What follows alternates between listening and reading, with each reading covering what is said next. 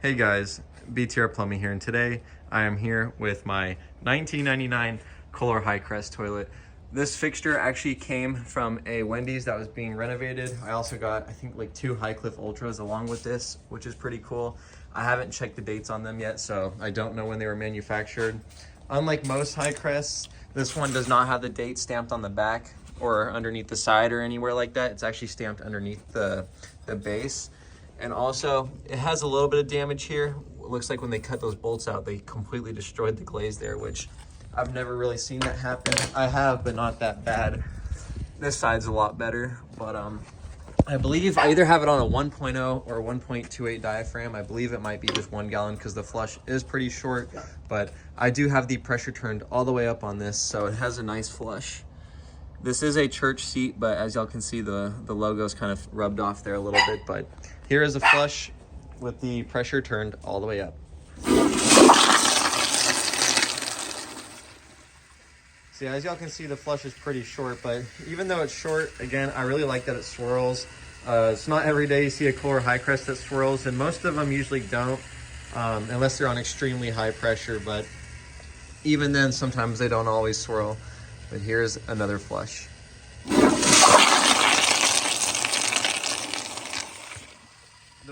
There's a couple things I'm not a huge fan of about these toilets. Is one, these have a tendency to splash water everywhere. As y'all can see, there's literally water droplets all around the rim. Part of it's probably because I have the pressure turned up very high, but still it shouldn't be doing that in the first place. And the only other complaint with these is that they are very loud, but performance-wise, these things seem to do pretty well. So I'm gonna give y'all another flush, and then I'm gonna turn down the pressure.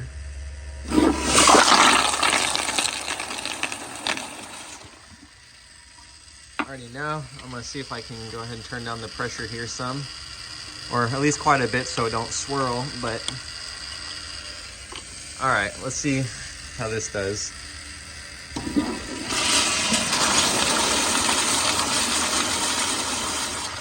That actually made the flush a lot more quiet, and it didn't really splash or anything like that. So I guess if the pressure is too high, these things will splash, but like I said, they should have taken that into consideration, because I've seen a lot of toilets that splash even when they're not on high pressure.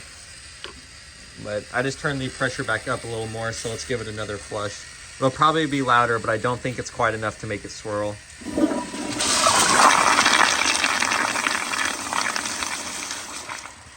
So yeah, as I just predicted, it made the flush louder, but it didn't really improve the swirl any, so now let's see. I'm just gonna go ahead and turn the pressure all the way back up.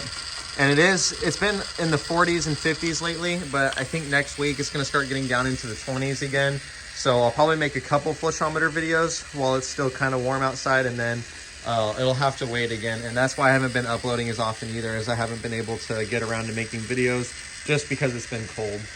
But the pressure is turned all the way back up now. Here is another flush.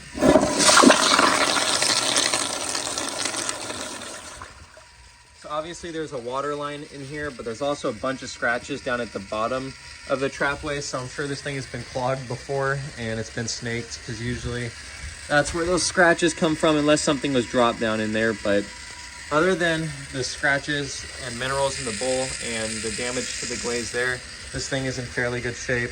If it didn't splash so much, I would put it in my house for a little while just to see how it does, but I'm not going to spend too much time on this toilet. I filmed lots of Highcrests, and I also have a couple of them. I've also got a Welcome too, but this is the oldest Highcrest I have in my collection, which, again, this is from 1999, so.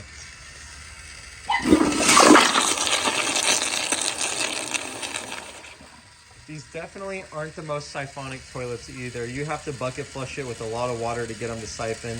Unlike the Kohler Highline AccuFlush toilets, they aren't super siphonic either, but they have a very aggressive siphon when they do. But yeah, I really hope y'all enjoyed this video. If you did, please like, subscribe, leave y'all's comments down below. And as always, I will see y'all in my next video.